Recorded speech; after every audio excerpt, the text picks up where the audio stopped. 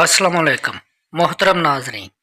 उम्मीद करता हूँ कि आप सब खैर आफियत से होंगे। आज हम एक ऐसे मुल्क की सैर को जा रहे हैं जो सफाई सुथराई और सेहत की वजह से दुनिया भर में मशहूर है। लिहाजा आपको पूरे मुल्क में कोई शख्स गला साफ करते या थूकता दिखाई नहीं देगा। ये 720 मुरबा किलोमीटर पर फैला हुआ मुल्क सिंगापुर है। सिंगापुर 1965 तक मलेशिया का इंतहाई पसमानदा इलाका होता था। ज़मीन दलदली, वीरान और बंजर थी। लोग सुस्त, बेकार और नालायक थे।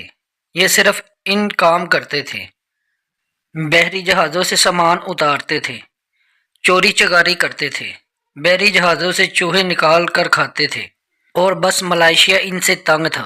अब्दुर्रहमान के दौर में सिंगापुर ने आज़ादी मांगी और पार्लियामेंट 126 अरकान ने सिंगापुर के हक में वोट दे दिया। मुल्क के खिलाफ एक भी वोट नहीं था। इनका कहना था, हमने इन बेकार लोगों और दलदली ज़मीन को अपने पास रखकर क्या करना है। और यूं सिंगापुर आज़ाद हो गया। ये कुदरत की तरफ से सिंगापुर के लिए पहला तोहफा था। दूसरा तोहफा अल्लाह ताला ने इसे इसी लिगवान यू की शक्ल में दिया। लिगवान सिंगापुर के वज़ीर आज़म बने और इस शख्स ने इस दलदली ज़मीन का मुकद्दर बदल कर रख दिया और वो 20 साल बाद 722 मुरबा किलोमीटर पे स्टेट दुनिया का कामयाब और तेज़ी से तरक्की करती रियासत बन चुकी थी। इसमें अमन भी था, खुशहाली भी, रोज़गार भी, सरमायाकारी भी और मुस्तकबिल भी था। सिंगापुर दुनिया का पहला मुल्क था जिसने अक़वाम आलम को बताया, मुल्कों के लिए वसाइल नहीं क़ुव्वत अराती ज़रूरी होती है। मुल्कों को आबादी, हुनरमंदी और रकबा ही दरकार नहीं होता। कौम में बस आगे बढ़ने का इरादा होना चाहिए। एक पूरी यूनिवर्सिटी से इस शख्स ने 2 दहाइयों में पूरी कौम को बदल कर रख दिया। वज़ीर आज़म ने सबसे पहले मुल्क में अमन व अमान कायम किया, मज़हब को ज़ाती मसला बना दिया। आप मुसलमान हैं या ईसाई, बुत परस्त है या कोई भी हो, कोई गर्ज नहीं।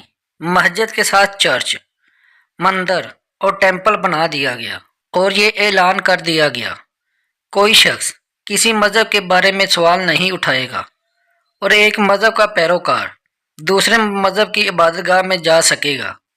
इस पर कोई इतराज़ नहीं करेगा। मुल्क में कोई क्लास कल्चर नहीं था, किसी को किसी पर फोकियत नहीं थी, सब बराबर थे। मुल्क में हर किस्म के एहतजाज पर पाबंदी आयद कर दी गई। कोई शख्स किसी के लिए सिक्योरिटी रिस्क नहीं बनेगा। लीग वान यू ने चुन कर अहल और ईमानदार लोग अहम ओहदों पर तैनात कर दिए और इन्हें काम करने का भरपूर मौका दिया। लोग आज भी 30 साल से अपने ओहदों पर बैठे हैं और काम कर रहे हैं। ईमानदारी का ये आलम था। ली कुआन यू 1.5 दर्जन मिनिस्टर और म्यूक्रेट्स करप्शन के निज़ाम के बाद खुदकुशी कर गए। हुकूमत अहल लोगों को दूसरे मुल्कों से भी भर्ती कर लेते थे। तीसरा काम जो ली कुआन यू ने वहाँ पर किया, अपना मुल्क पूरी दुनिया के बिजनेसमैनों के लिए खोल दिया। कोई कहीं से भी आ सकता था और मुल्क में काम कर सकता था। बस एक शर्त थी कि उसके पास पैसा और तजर्बा होना चाहिए। मसलन भारत के एक मुसलमान मुश्ताक अहमद ने 1971 में सिंगापुर में मुस्तफ़ा स्टोर बनाया। अब ये एक तवील कम्प्लेक्स बन चुका है। मुश्ताक अहमद नेक नीयत बिजनेसमैन है, मुनाफा कम और क्वालिटी ज़्यादा पर यकीन रखते हैं। लिहाजा ये अब तक अरबपति बन चुका है और किसी ने आज तक इसे तंग नहीं किया।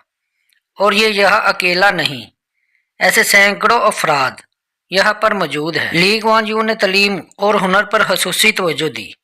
सिंगापुर के तलीमी अदारे महज तलीमी अदारे नहीं थे, ये हुनरमंद और अहलियत के काबिल थे। चौथा काम जो उस वक़्त के वज़ीर आज़म ने किया, एक तरफ 96% लोग तालीम याफ्ता है और वो हुनरमंद भी है, ये खुद भी कमा रहे हैं और मुल्क को भी कमा कर दे रहे हैं। ली कुआन यू ने पूरी कौम को तहजीब सिखा दी। इसका आगाज़ शख्स सफाई से किया गया।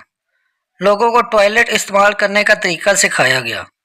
मुल्क में मुस्लिम शावर और टॉयलेट पेपर लाजमी करार दे दिया, हाथों की सफाई को कानून बना दिया, थूकने पर पाबंदी लगा दी। सिंगापुर दुनिया का वाहिद मुल्क है जिसमें आज भी आप अगर किसी सड़क या अवामी जगह पर थूकते, पान की बीक फैलाते या नाक साफ करते पकड़े जाए तो आप सीधे जेल में जाएंगे। लिहाजा आपको पूरे मुल्क में कोई शख्स गला साफ करता या थूकता दिखाई नहीं देगा। आपको ये जानकर भी हैरानगी होगी, इस पाबंदी के बाद अब सिंगापुर के लोगों में थूकने की ख्वाहिश ही खत्म हो गई है। मजीद ली कुआन यूं का ख्याल था सिगरेट खाना और चिंगम गंद फैलाते हैं, लिहाजा उसने उस पर भी पाबंदी लगा दी।